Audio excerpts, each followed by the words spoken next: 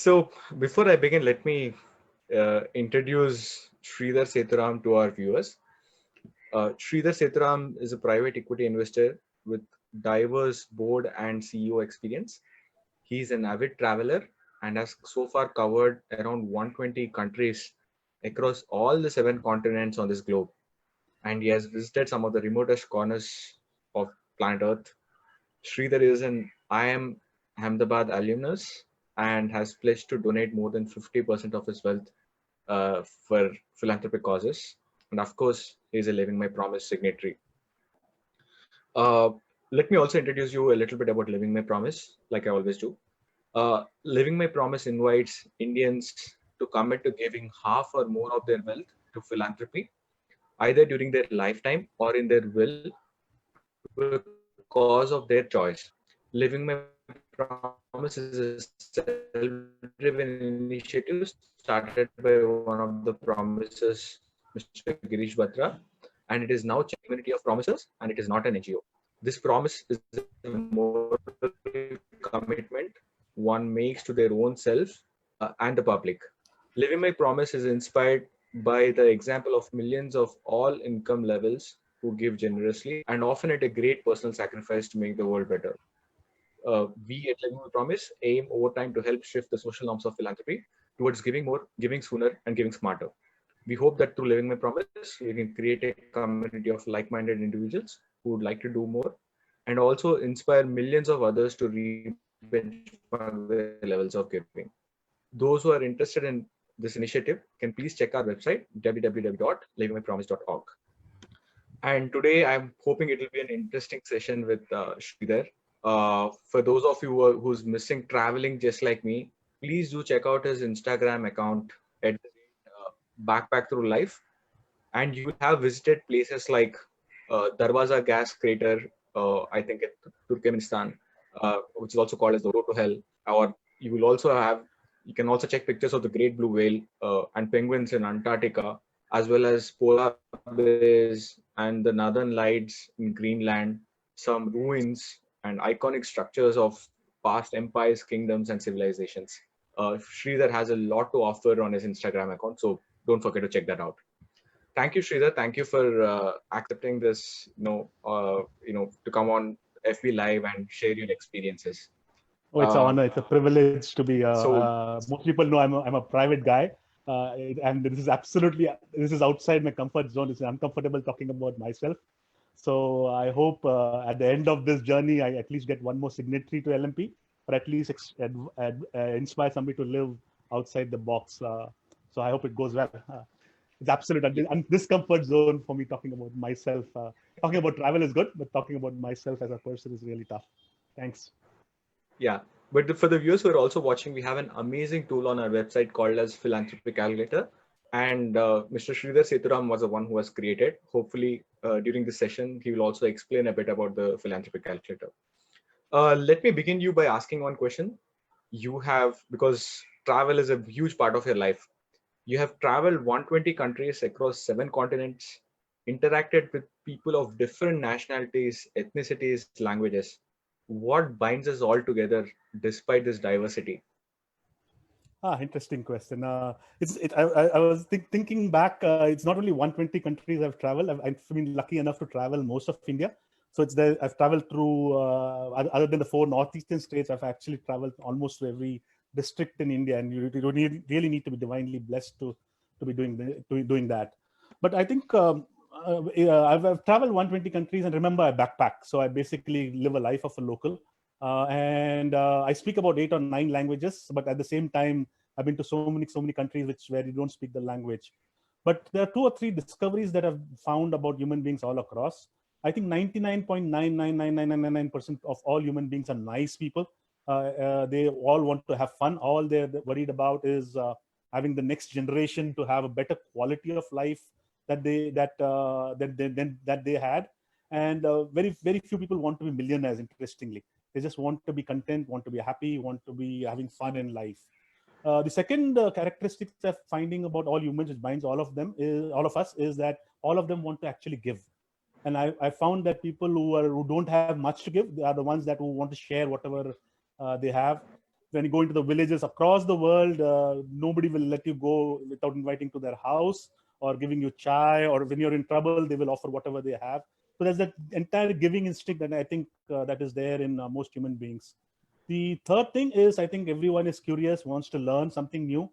And I've been into villages in Mexico or in Guatemala or in Uzbekistan, where people are so curious about India or curious about the world at large. Interestingly, when I was in Uzbekistan last year, they knew so much about India that I was getting challenged, and most of them actually knew about Tamil, which is my mother tongue, and they knew that was one of the oldest language in the world, and they knew about the temples. And I was shocked that in Uzbekistan this was a controlled economy. There were so many curious people.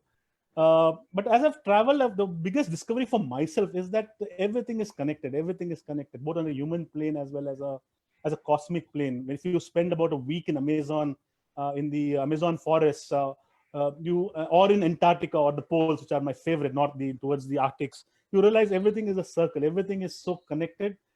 Anything that happens to you has some background. The nature is one of the most logical things that has ever been done. Everybody who comes into your life actually has a reason to come into your life, and it is up to you to open up to share whatever you have or learn something from him.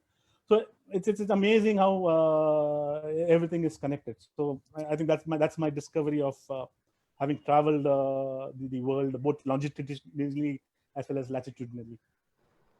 Wow. I hope I'm being audible. Actually, I had to shift to a cell network because Murphy's law operated, and my YouTube you telecom broadband came down. You're audible. Perfect, You're audible lovely. to me. I hope you're also audible to the audience. Yeah. Uh, Thank you so much for sharing your experiences. Let me also talk to the audience once. For viewers who are watching, I would request you to share this video on your timelines, because it's going to be an amazing, fantastic session. And secondly, if you have any questions that you would like to ask Sridhar at any point of time, please write in the comment section on the Living My Promise Facebook page under this live stream. In the comment section, please ask your questions there. I will try to bring up some of these questions to Sridhar Setra. Sridhar, any interesting stories that you have from your travel? That's an interesting question again. So I've always found that whenever the countries are molested by media and people tell you not to go, those are the best countries to go to. And I think there are three media molested countries in the world, and those are the most hospitable and most hospitable countries that you can ever go to. One is Iran. It's probably one of the most hospitable country to go to. And until strife affected Syria, in the backpacker world, Syria was one of the most hospitable people around. Even today, when some of my backpacker friends go into Syria, they find that they don't never have to use their money.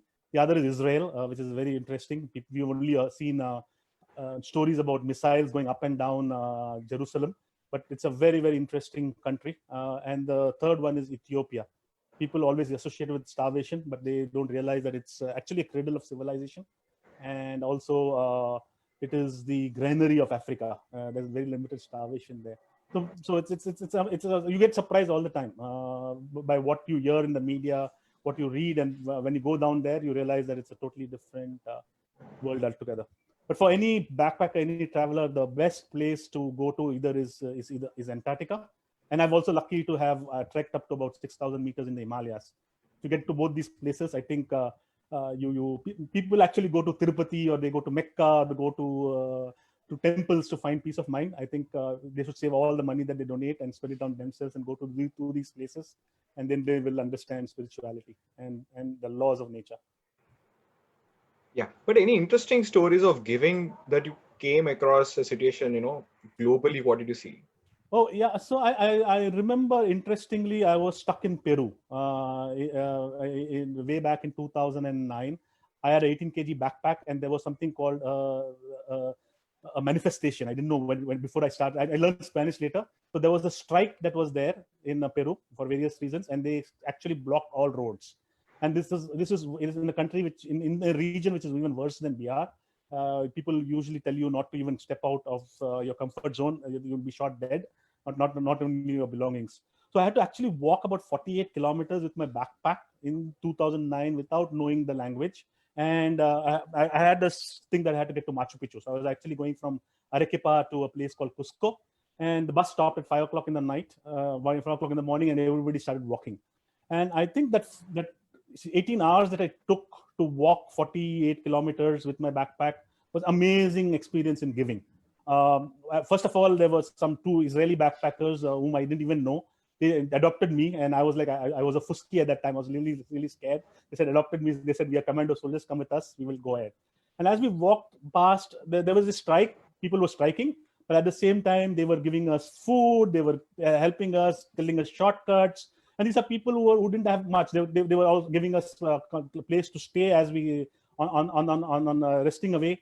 And they give actually some of us, we didn't have local currency. They were actually taking out their cycles and taking out their bikes and ensuring that we could move for the next 8-10 kilometers. That probably is an experience that stuck in my mind. Way down in the hills of Peru, helping backpackers and helping them with food and money when you don't have any. I think was an amazing experience. This was at the start of my backpacking career. It's like Peru was probably country number 34 or 35. So that's interesting. The other interesting experience, if you have time, is like when you have people in the backpack. I think people respect you. No wonder you're called Musafir. I still remember this experience in Netherlands. And in the Netherlands, I was probably going there after 100 countries. I had a backpack, and I was sounding a little jet lag. So I met this lady while boarding the metro in Amsterdam, and she suddenly realized I was being tired. And I was asking her how to get to my place where my sister had booked a hotel. But this lady interestingly ensured that I got off at the right stop. And then she started following me. I said, why are you following me? She said, no, I want to get you to the right place. I want to get you on the right bus. And she ensured that when I got onto the bus, she told the driver, this is the stop that you need to get this man off. And I was a guy with a backpack. And she probably that's one of the most interesting backpackers in the world. And I really thought that there was this kindness. And I asked her, why are you doing this? She said, a lot of my countrymen backpack, and I've never been able to. But I saw you, and I thought I should help you, and maybe I will be able to backpack to India one day. So amazing elements of kindness and philanthropy across the 120 countries. Yeah, that's amazing to know. Venkat has a question for you. He's asking, how many countries do you cover in a typical trip, and how long does it last, and how much does it cost? Because it's an extraordinary feat. We would like to have answers for these things. So every country, I have a rule, okay? And correct me if there were 3 or 4 questions that coming, and I'm sure Venkat will always. He's my guru in giving, by the way. You and Amit Chandra are my gurus in giving. Giving is the wrong word, in sharing whatever I have.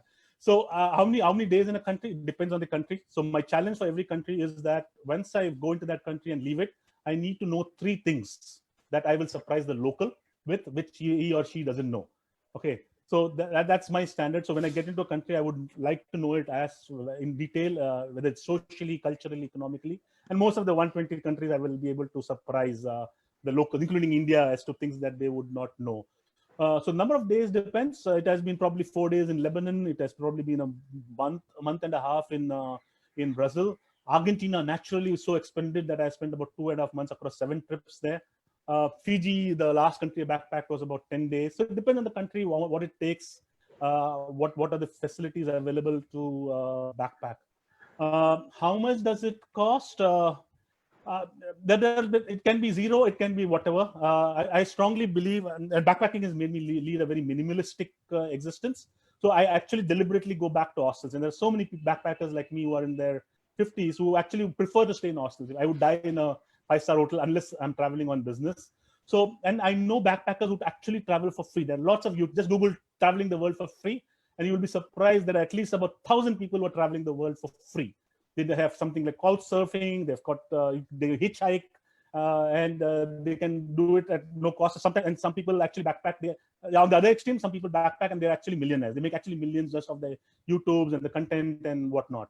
So you have to choose what you want to spend on. I usually spend. I'm a very value for money guy, so I usually spend on money. The budget depends again on the experience. So I would not spend too much on accommodation. I would rather stay in a hostel. But if I've taken a flight over Victoria Falls, which cost me $500, or I've actually crash landed in the Serengeti right in the middle of nowhere, which is probably the best $1,000 I've ever paid. I went on a hot air balloon, which almost never took off because of the weather, but we crashed in the middle of the wild. So the expense depends totally on you. But on an average, most backpackers I know usually travel at about $50 a day, $40 to $50 a day, much cheaper than any hotel in India, and the quality of accommodation and everything is good. So and the way I look at it, you don't need money to travel. If I've seen places which will even Bill Gates or Warren Buffett or people with a lot of wealth might not see. What you need is the time, you need the inclination, you need the curiosity, and last but not the least, you need the divine grace to travel. Money is never the issue, and I'm sure people with the money will never find the time to travel. I hope I've answered all the questions Venkat posed for me. Yes, you did, and I think that's very, inspirational for me as well. Like hopefully I'll be able to figure this out A soon. lot of people say that I will make this money and then I will go and travel, and I tell them it's impossible. It's never. We are all middle class guys, right? So it's like most people, most of the audience would be middle class guys. My biggest discovery of life is middle class insecurity never goes away. Money that you have is never enough, and if you think about it, is always enough. And it's that limit. People tell me that I will retire at 35. Tell them it's not going to happen. You have to travel. When you get to travel, you have to travel. You have to have that itch to pick up your backpack and go, and that's how you actually experience serendipity. You really don't need much money to travel at all. And I think the same applies to giving also. Like why wait until you accumulate wealth? Why not start? Absolutely. I mean, it's interesting. All my passions in my life actually come back to the same thing. Never wait. You'll die tomorrow, and then there will be nothing left. Actually, could die the next moment. I could die on this session. Yeah. So I have another question for you. You are a private equity investor. What drove you towards philanthropy, and why do you want to share your wealth for philanthropic causes? Interesting question, and I think I answered this question when we met up in Bangalore last year. So the two words that I've always played in my life, there's one is called serendipity, which I'm discovering the meaning every day that I do that, and there has been Mother Mary. I'm not a religious guy. So I was born on 8th of September, and I was born into a fairly poor family with very limited resources. And my parents actually wanted to send me to the best convent school in Bombay, which is a Don Bosco High School. So they wanted to go, and at that time, way back, there used to be tests for parents more than the children, and I don't think they were sure that they would pass the test. So they actually sent my grandfather to get the form, and he filled in the form for applying for an interview. They knew I was not eligible for that day, for that year, and thinking that they will do the interview, and they get rejected. But my grandfather was fairly surprised. The priest saw the date of birth, which is Mother Mary's birth, and said, "We cannot reject Mary's child," and he's admitted. So I started actually my school at the age of 2.5 years, which is fairly much younger. And then in 1980, interestingly, an interesting incident happened in life. I've always been a maverick, so I was struggling in school. And then my father met with an accident which actually kind of destroyed his leg a little bit. So he was out bedridden for 8 months. And then my mom told me, and I had two younger sisters, much younger to me. I still remember the moment my mom told me that we've got money for 1 month. And after that, we don't know what you can do. And I still remember next day, serendipitously, I was reading the Times of India. My grandfather made me read papers every day. And I saw this article on IIM Ahmedabad. And one must have said something like, people from IIM Ahmedabad always go on to make good things. So I said, boss, this is the place I want to join. I was probably in my 7th standard. I said, I will go into IIM Ahmedabad. And I didn't know how. So I immediately went to the Ganesh temple, which is close to my house. And I went and made a deal with God, saying that, okay, I have to get into this place. What I will do is whatever money I make, I will give X% back. I will ensure that other human beings will do well. So I made a deal with God saying that I will give X% of my salary back every year, and you get me into this place. Moving back on to 1990, very interestingly happened.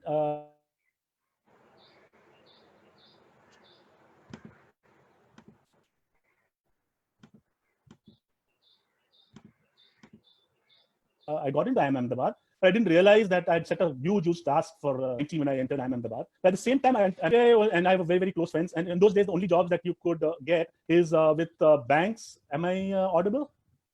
Yes, you are. I just got a message in my internet connection still. At that time, the only job we could get is with banks or with marketing. And but Vijay said, boss, I don't want to do either. I don't want to do Excel sheets. I think I'm a good businessman. And the only thing I don't have is capital. So both of us came out with a concept saying that, okay, what we will do is we will jointly raise capital from some other people, And we were sure that we'll get bored with one business. So we'll invest in multiple businesses at the same time. We'll get executives, CEOs and whatnot, and we'll run it. Little did I know that in that 1990, that was what would be called as a private equity industry 20 years later. So 1991, that's how I joined ICICI, which was probably one of the, it was a development finance institution, but that was the only closest thing that it could get to private equity. And in 1994, I probably joined one of India's first private equity fund, a family office with the Rahejas in Hathaway Investments. Moving, so 1990 onwards, I started giving. So that X%, I'm a Virgo, I'm a loyalist, so X% had to go. Then the challenge became as to whom to give to. So there was this organization called Lok Kalyan Samiti, which used to do cataract, and I'm from weak. I'm actually half blind in my left eye. So I said I will give my X% to this institution. In 1998, one of my very good friends, Ravi Gulati, started a fund called an institution called Manzil, which works in Delhi. So I said this is like divine grace. So I started giving that X% to Ravi, and it was till 2005. It was just giving a check. It was like in corporate, like you do a lot of guilt. So you kind of, it is like going to Tirupati and putting that money. Every year I used to give an X%, and this is over. In the meantime, I had actually met Binayfer, who's my partner and who's more shy than me. So I rarely don't ever mention her in public. So we got married in 1996. 2005, this was all about money till then. 2005, I took a sabbatical. And people told me that when you take a sabbatical to travel, nobody's going to give you a job. So I said, okay, this is the way, but I will have to prove that I have done something. So actually, I started joining. That is the genesis of Backpack Through Life. So 2005, I created my first Flickr blog, and I started sharing photos and experiences more to prove to somebody that I didn't do time pass. I went to travel. But what I found suddenly that I started sharing experiences, that my visas got very easy. And wherever I traveled, the weather turned out to be good, and I was meeting the best people, and I was meeting the best experiences. So like I've seen volcanoes which have erupted. I've actually stood next to a flowing volcano, which very few people would have done. Or I've gone into a place which there was a typhoon. The days that I've not been there, it was absolutely perfect weather. And I said there is something in this. Then 2007, I started marathoning. Those days there used to be hardly 500 people in the marathons. So I said, boss, okay, chalo. And it was actually I started because it was lonely running marathons. So I used to catch people, and every bakra I met and used to tell me that I've only run 1 kilometer in my life. I'd say, chalo, bhagte hain. And I started inspiring people to get marathon. But then I found that I've done 18 marathons till date, about 4 of them full and 14 of them half. But I found that whenever you hit the wall, I just had to remember somebody whom I had inspired, and marathons became a breeze, actually.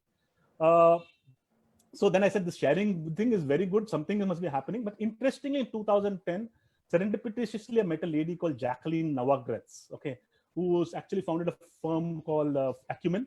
At that time, it was something called Patient Capital, and she had written a book called Blue Sweater. I accidentally met her. Actually, she was trying to recruit me for her India office. And I actually met her on a car ride. And she talked to me about this something called Patient Capital. And I read a book, Blue Sweater, and this is all about creating impact and trying to give back. And it's probably one of my most momentous meetings. It happened serendipitously in my life.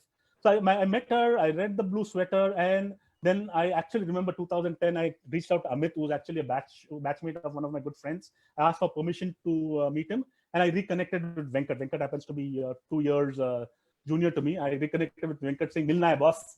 And from then, I started my journey of being involved with the social impact sector.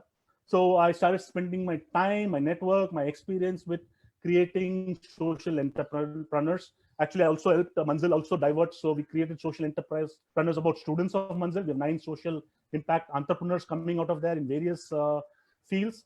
But now over the years, I've kind of reduced my time that I spend on private equity. It's about 60%.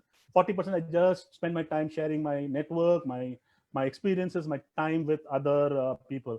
But my biggest discovery is that sharing is the most best multi-bagger investment I've ever made. The more I share, the more I get back. Interestingly, in terms of business, in terms of investments, I probably made my best business investments in the last 10, 15 years. I did an exit when I was in Antarctica after demonetization. I did an exit last year, and it has been breeze. It has been an easy thing, and I think it is primarily because of the blessings of other people that you've interacted. And the last 10 years, it's not that life has not been up and down. I've hit lots of downs, but your life genuinely feels Teflon coated. Moving back to Mother Mary, interestingly, Beatles' "Let It Be" is my most favorite song in my life. So I keep joking, saying that "Let It Be," when he said that when times of trouble, Mother Mary comes to me. So when I'm in times of trouble, I actually have to just remember saying, "I've helped this person. Let me let that blessing come back to me." And interestingly, the strangest and the toughest of situation, there is somebody coming in with some wisdom, some connection coming in, and it just helps me. So I share nowadays more than money. I share my time and my network, because I genuinely believe it's the best investment I make. It's a selfish motive, and I've discovered new terms for the word serendipity. It doesn't happen by accident. You actually have to share your divine balance, and the more you share your divine balance, the more it comes back. So most people, I know that people talk about wealth in terms of sharing, but more than that, I think you should share your time, your network, your experiences, and you have a better life for you and your family. So that's my giving journey. So I don't know if it's interesting, but Yeah. I thought I should share. Yes. It happened by accident, and I always believe I'm sharing whatever I've got. It's divine grace. That's cool. We have one more question for you. Between having a child and traveling the world, which is costlier according to your math? So interestingly, one of the interesting decisions I did is I didn't want children. I read Khalil Gibran, Prophet, word on children, and very interestingly discovers children. I would say have both. Okay, people have children for 5 reasons to share it. One is it happens accidentally. One it is because society forces on you. One is because you have a legacy. You want to leave a legacy. Fourth is you have this fear in the old age somebody will take care of you. And fifth is the only reason that I would like to have a child is that it's fun, it's good learning, it's a nice way to discover life. When I thought about children, the first 4 I didn't apply to me. The fifth one I said I will have as many children. I will adopt as many children. Like Manzil, there are 250 people, 250 children, and as Ravi says, I have 250 children out there. So I think you should do both, but at the same time travel with children. A lot of people don't. Once they have child, they kind of sacrifice their life. I know so many people, and if people are interested, I will send you links where people travel with their children. People actually backpack with their children, and they stay in hostels and whatnot. And those children who are 4, 5, 6, they are the best human beings that you can ever have. So I would say both. I would not deny it's a personal choice, but do both. It's possible. The question is, which is costlier according to your math? Interesting. Which is costlier?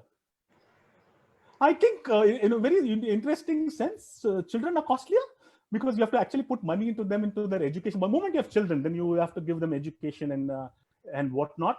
So I probably, in terms of monetary sense, if I do an NPV, I think children will be costlier, but a wrong person to ask.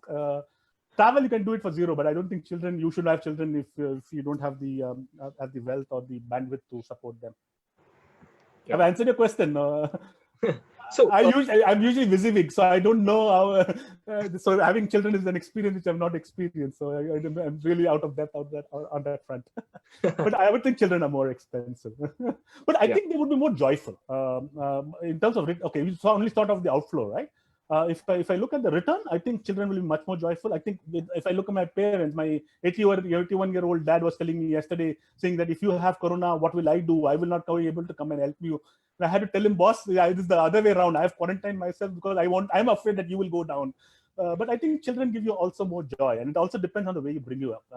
I think I brought joy to my parents. So if I look at risk return, if I were to put money in children or travel, I think children, if you give them the right values, I think they will give you more joy. Definitely be more scalable impact on life. Yeah. I have another question. What is your experience of giving back to society by people in different country when compared to India? Interesting question. I think human beings are the same all over the world. People like to once you I think poor people or people in the middle class always like to share, and the Western societies, the way they work usually is that they don't make the children dependent on them. So if you look at Europe or even the US, they usually after 18 they drive the children away, so they don't have that mindset that I need to save so much for my children. But the interesting difference that I have found between India and actually India, not even most of Southeast Asia and the world, is philanthropy. Giving is so ingrained in us.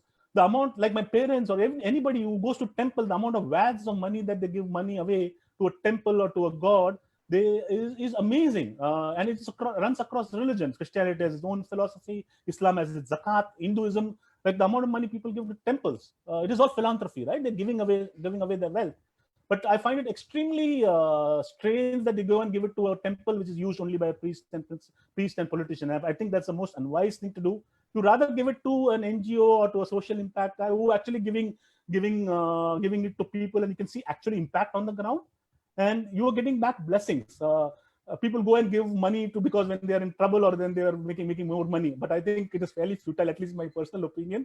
You make whatever money you make, or if you're in trouble, you give away more to the impact organizations or to an NGO which makes lives for others better. Do it, and I think you will get better return.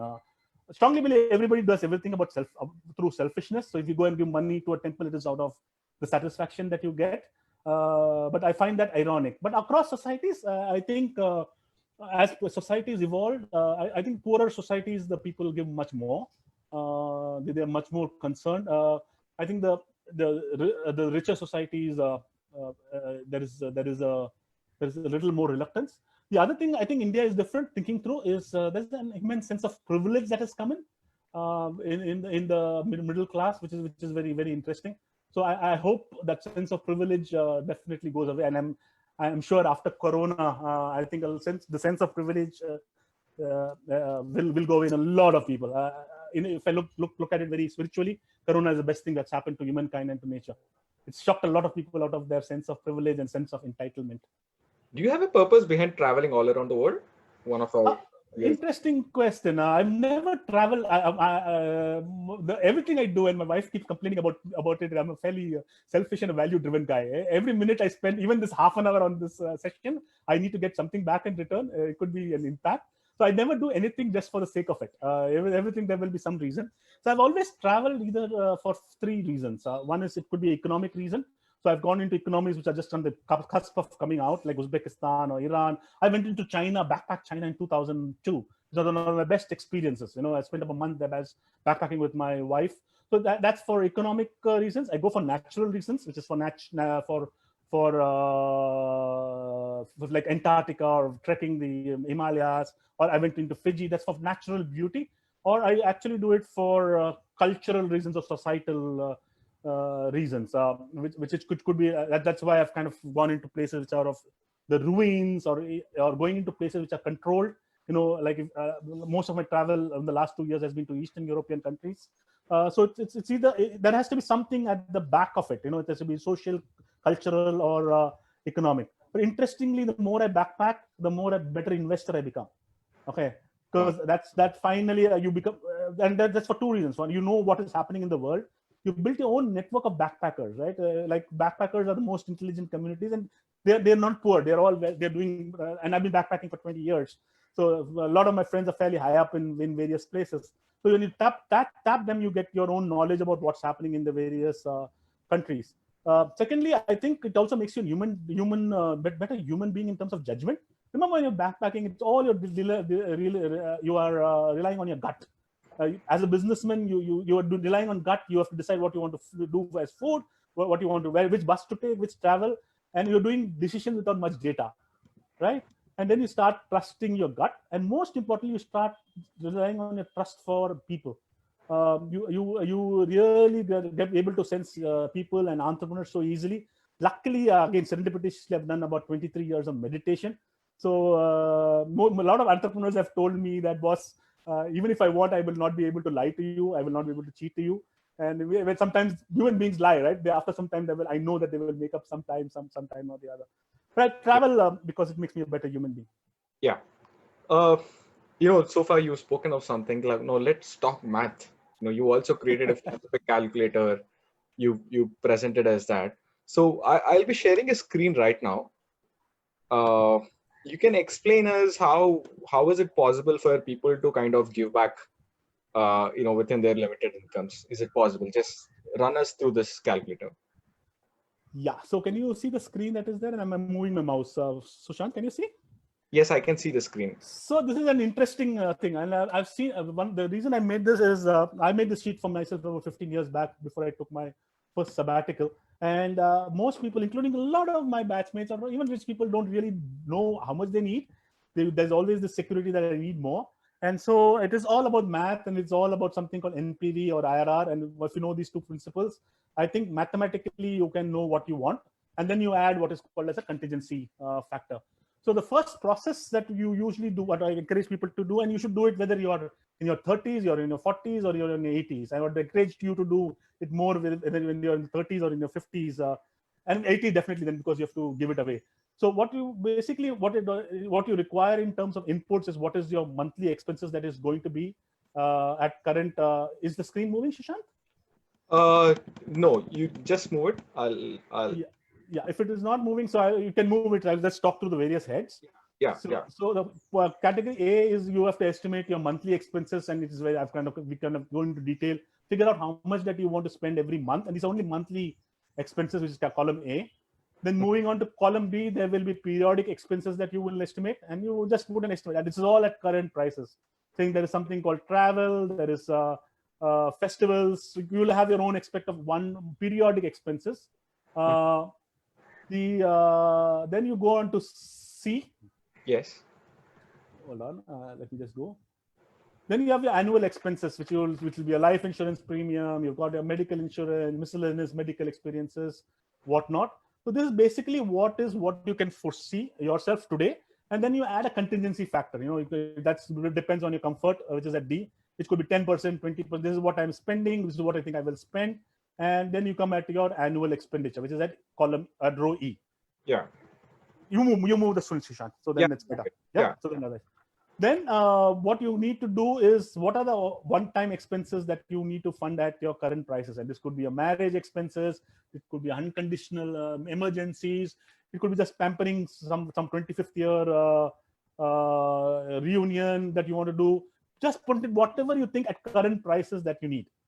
Then you move on to column, which is when you know, which is much more actually not much more easy. A lot of people don't even have an Excel sheet of their financial assets. So basically figure out how much is my current wealth that you have. So you fit in, this is what financial assets that you have. This is what my real estate that I have, what gold I have, and just put in the broad elements of that. Yeah. Then comes the tougher part, is like, what is the amount that I want to leave for my family?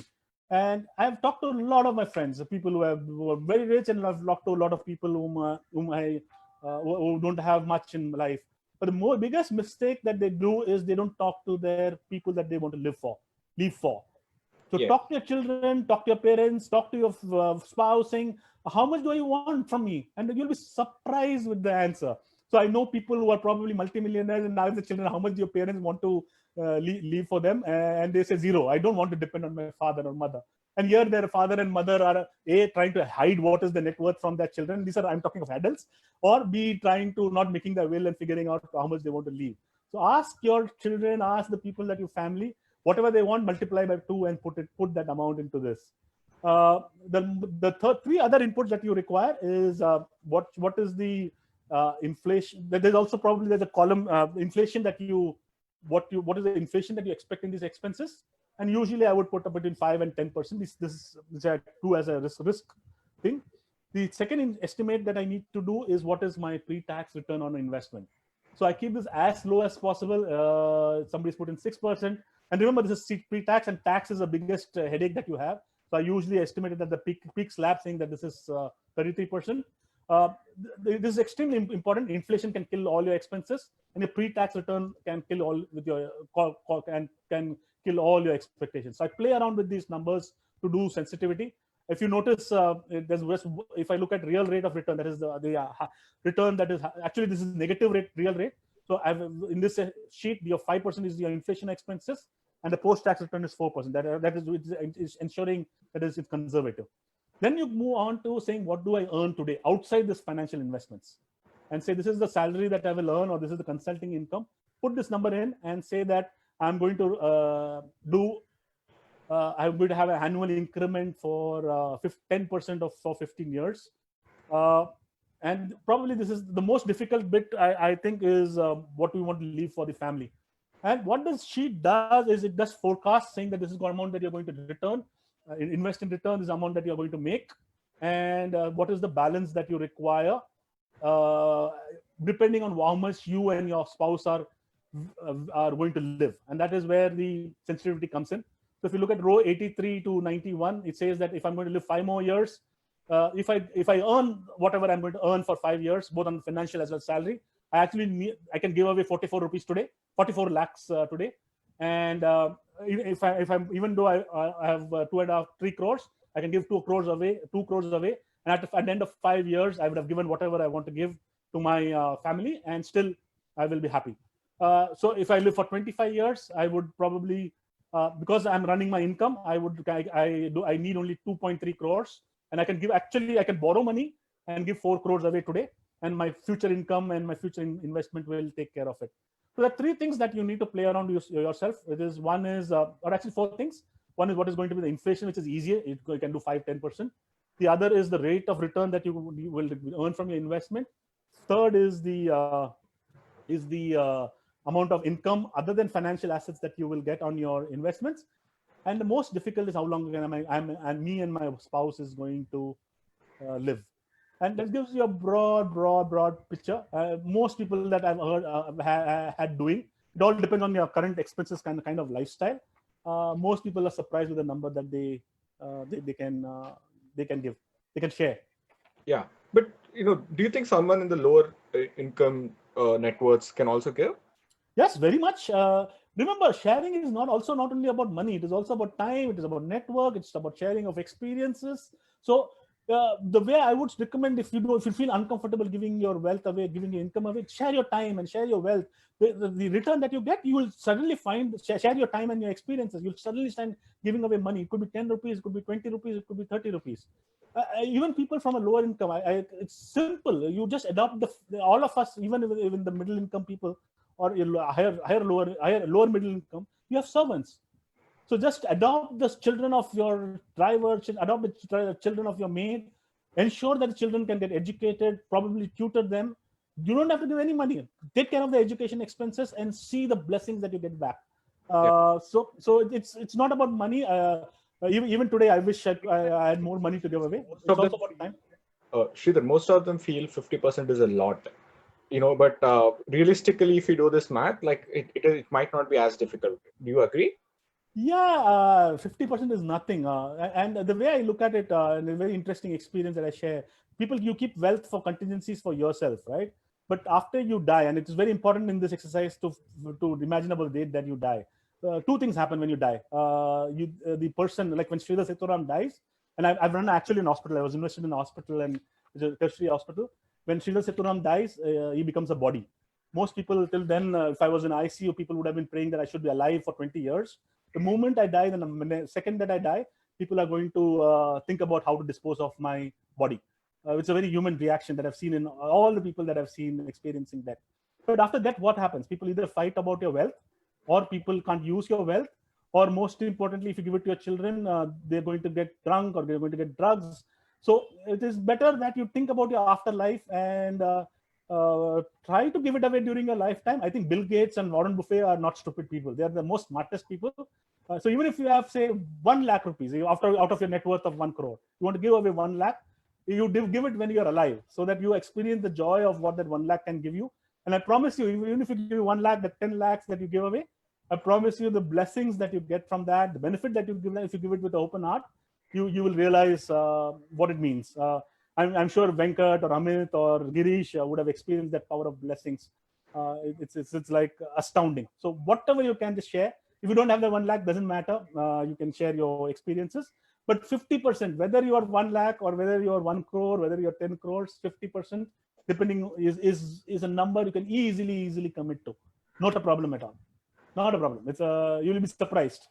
That 50% will multiply itself so much that even if you say you give you 10 lakhs, I promise you that if you give away, say 10 lakhs, that 10 lakh, you would have 10 lakhs in the markets, or somebody you will get inheritance from 10 lakhs and that money will be made back. True. But do that sharing journey. It is, I might be like preaching, I might sound like Sri Ravi Shankar or or a pope. But faith comes from just trying it out. Just share, and then you see the impact. Yeah. Easy. For viewers who are watching, if you want to access this philanthropy calculator, please go onto our website, www.livingmypromise.org. There is a section on the menu header called resources. Please click that and you will see a philanthropy calculator. You can just copy this, use it as you want. Please feel free to consider. And if anywhere you can afford to give above 40%, please consider signing up to Living My Promise.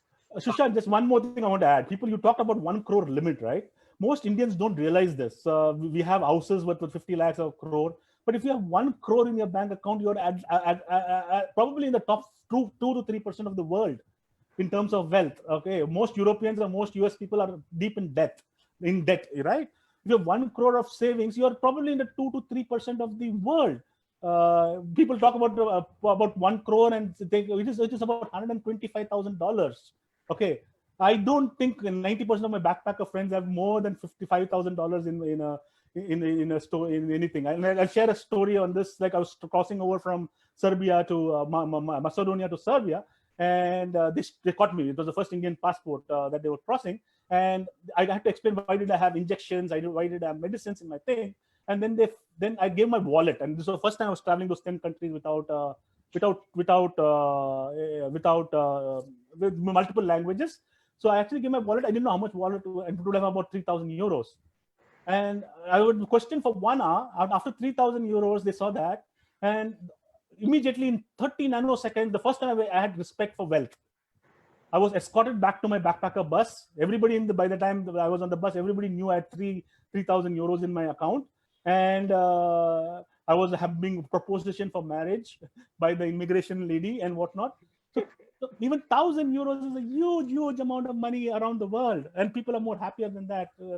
I find it very interesting that people talk about crores as if it is like it is like going to the moon. I'll stop sharing the screen if you don't mind. But this is a revelation for me. What you just shared about having 1 crore of net worth or bank balance. You're probably top 2 or 3% of the world is phenomenal. I think all of us should. I think all of friends are all over the world, right? So just put a Facebook post. How many people have more than 100,000 liquid wealth in the bank? You'll be surprised. Yeah. You'll be surprised. Yeah. So I have another question for you. Which causes do you want to support and why? Mr. Parag Agarwal is asking this question. So there have been 3 causes, and 2 of them have been supporting. It's very important to identify the cause. Okay, then it is always extremely important. It is something to do with your life before, and you have to be passionate about the cause, because my genuine belief is just not giving money to the organization. It doesn't end at that. You need to give your time and your network and whatnot to that organization to make it grow. So there are two things that have really caught me. One is obviously, since I have had my own experience in life, is children's education. So I've ensured that the Manzil or so many of the organization that support is actually ensuring that children who are coming out of the system in India are coming out as great human beings with values, and also with coming out with a sense of purpose that they go and change the world and become self-sufficient in terms of money. So they're coming out with skills and most important with human value. So education is definitely one. Second is skill empowerment is the other thing. And that I kind of, especially for women, I like women to be independent. So anything that has causes which help women earning their own money and becoming independent, that really tugs my heart. Again, from a personal experience, like my driver's wife, I got a trade. I bought her a machine. She started stitching and tailoring and whatnot. And 10 years later, she earns. It's a fantastic family, and more importantly, she has a sense of dignity. I think it's extremely important that women should get their sense of dignity from earning money, and money is just an indicator. When you earn money, you're delivering value, right? So somebody's paying you money for delivering value. The third area which really tugs my heart is old age homes. 10 years back, if you had talked to me, my dream was to set up an old age home and an orphanage. It would have completed the entire circle of life. Old people need children to keep them alive. Children need old people to teach them. But I've actually dropped that idea because it's very tough to do business in India, especially an orphanage and an old age home. But that's one cause which I would like to really pick up. There's an organization called Udamam Karangal in Chennai, but that's that I've been involved in a monetary sense. So if we can do something for senior citizens, that's a cause which I'm actually searching for, and probably through living my promise, my gut and my serendipity says I'll find my circle there. But it's very important to have the Sudesh cause. is asking you a question. Sorry.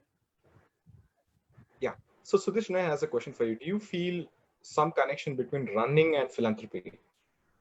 Yeah, it is very interesting. So the other thing I do is I cycle to work. So I've been cycling around Bombay. I rarely sit in a car. Can you hear me? Can you hear me? Can you hear me? Yeah. Sorry, let me just know the internet connection. Can you hear me now? Yes. Yeah, everything serendipitously, everything that I do has made me an interesting human being. The other dream which I've not always been able to inspire other people is cycling around in Bombay. I cycle to work. I've been doing that for 10 years. I'm still alive. And my office is 10 kilometers away. So I rarely get into a car unless it's required. But running and cycling are both very, very important. First, it makes you a great human being. I always believe when you do marathoning, you need to hit the wall. And getting the wall is one of the best experience where you just lose control of your faculty. And the first time when I hit the wall, it was in the Bombay Marathon, I realized how marathon is also about giving. So there was this guy, I was hitting the wall, and there was this guy who was running to the post. He suddenly stopped and said, "Boss, you're hitting the wall. It's the first marathon." And he actually lost about 10 minutes, taking me through the next 10 minutes and slowly getting me out of the wall. So that was my first experience in giving in marathon. And if you look at marathoners or scuba divers or cyclists, they're always the ones who are within themselves and will always share because they know what it means to be alone. And most marathoners will always discuss the timing, and then they will start giving you tips as to how you can be better. So it starts with thoughts. Of course, with marathoning, people raise money. Very, very frankly, it has now become fairly. I kind of keep away from getting into running campaigns, raising campaigns, because for various reasons. But I used to do that in my first 3 or 4 years. But marathoning, running, cycling is all about living in the moment, the sharing. It's within yourself and how other people can help you. The other thing about marathon, interestingly, and I run 18 marathons not because of myself. I rarely have run for the time. Suddenly, when you run marathon, you realize that actually there are hundreds of people cheering you, right? There are about 40,000 people coming to cheer you. And suddenly it hit me that they are there because they see you as a role model. They're there because they can't run, right? And they see they're doing something very, very different. And the children you are actually inspiring a lot of thoughts about them. I've seen cheering by old people. I've cheering by less people who are less physically and mentally endowed than us, and they're coming there to give joy and get joy and inspiration. I don't know how many people have run the Bombay Marathon. I've run marathons across the globe, but that stretch from Better Road right up to the end is probably the place where you will see serious giving. Marathons around the world, the organizers have to arrange for people to give. And in India, especially in Bombay, you'll find, especially when you run through the marathon, actually going back, when you run through the slums of Worli, is that when you start giving, you realize that you don't need money to give. The slums there, people are waiting with oranges, biscuits, and giving money, giving inspiration to the runners. So it's running, and marathoning is all about giving. Yeah. I have one question for you. With the recent erosion in the markets, should investors keep away from philanthropy? Interesting question. So I am a private equity investor. I will go wherever the returns are greatest, right? So what has happened? There is this leave alone your wealth, and a lot of us have had an erosion in wealth. But it is if there was ever any time to give, this is the time to give, because there are so many NGOs struggling. There are so many people who are struggling, and for every penny you will get more for the buck. You will get more blessings from people for the buck. So if there was any time that you would like to give more, this is the time now. Interestingly, around 27th or 28th of March, when I saw this, and one could realize that CSR funding and NGOs especially are going to go into a tizzy. The messages that I sent to all the organizations that I support is, please don't stop this year's increment. Please increase them. and please increase your budgets. We will cover whatever is required to do. Because this is, and a lot of them fought back saying their volunteers have got so heartened by that, because it is very important to give more. And if I look at India, India is going to be getting challenged. If I look at 20 years of India, we have reached here because for a strange combination of both civil society and government. Both of them have been doing a lot of good things together. What Corona has done is that it has starved government of taxes and money, and it's also started a lot of NGO CSR funds. A lot of NGOs are uncertain today, and it is more important for individual donors to step up their philanthropy, talk to NGOs and give them support, saying that yes, I've actually increased my giving. It doesn't matter. I have got more than what I want, and it is more important that people share their wealth. I promise you, it will be the best investment that you will ever make. The blessings that come back to you and your family will be very, very interesting. But if there's any time to give away more, this is the time. And more in terms of time, more in terms of money. This is the time. Corona is a blessed thing to happen to all of us. And I'm sure a lot of us have gone deep into ourselves and figured out what it means, right? A lot of us have started making the wills. A lot of us are making power of attorneys. So it's also an interesting side into life and death. Yeah. So before I leave you with one last question, this is a fantastic question. What is keeping you excited about the future? I think this is important for all of us. Hopefully you'll give us some boost of energy. So I'm the wrong guy to actually talk about excitement, because it's like I wake up every day morning in 30 seconds and excited that I will give the best to the world, and I sleep in 30 seconds. And my wife still gets very nagging about me. I sleep in actually 30 seconds. In 30 seconds, I can be sleeping away to glory. But what excites me about the world is today is the younger generation. I don't know whether you've talked to about the 18-year-olds or the 15-year-olds or the 12-year-olds. It is astounding the kind of values that most of them have. They are minimalistic. They come out with a purpose. I wish I had the idealism that they have today, is in believing what they believe. And so I'm really excited by the 20s and the 30s. I wish I could be 20s or 30s today. I think the world is in good hands, and things like Corona are the best that has happened to them. They now know that what they do, they have a short life. They will go out and do that. The other thing that gives me optimism is we have a very short life, and I think we are always going to die, right? I was in Arctics last year and was looking at the rocks in Greenland, and the rock guy was telling me this rock is millions of years old. It's 20 million years old. This is billion years old. And I looked at myself and said, boss, I've not seen any God who is more than 10,000 years old. Or even Jesus is 2,000 years old. Ram is 5,000 years old. So the universe is going to continue. It will continue on its own path. The two things that are there is that the universe has to be destructive. Indian and most importantly, ancient mythology has always a lesson. It is always that there is to be destruction, and after that there will be generation. If life goes on, there is nothing in this world that is ever, including relationships, that last forever. They have to die, and it is good that they're dying, and they will regenerate. The universe is billions of years old, and it will regenerate in a better fashion. The human beings will be there. You and I are never going to be there, but it will regenerate in a different way. And every one of us, every species has a role to play in what it comes about. So there will be a sunrise at the end of it. I'm actually optimistic about that, and we will evolve into a more environmentally efficient and environmentally concerning society.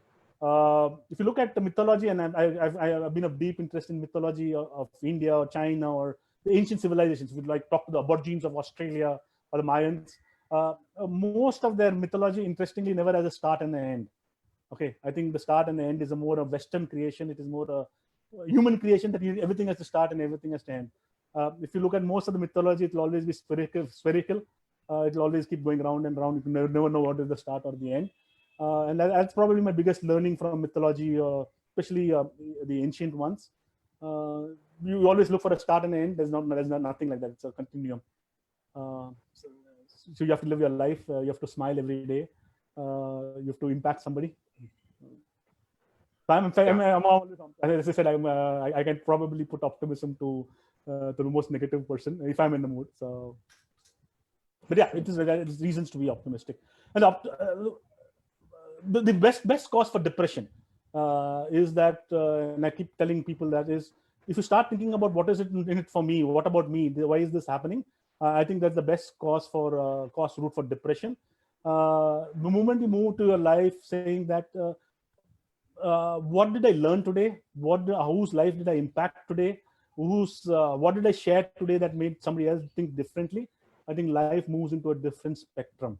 And last 30 years, I've always gone to sleep looking at what I've learned. Most people who know me, and my wife definitely knows me, that if I've not learned for anything new for 5 or 6 days, I would die.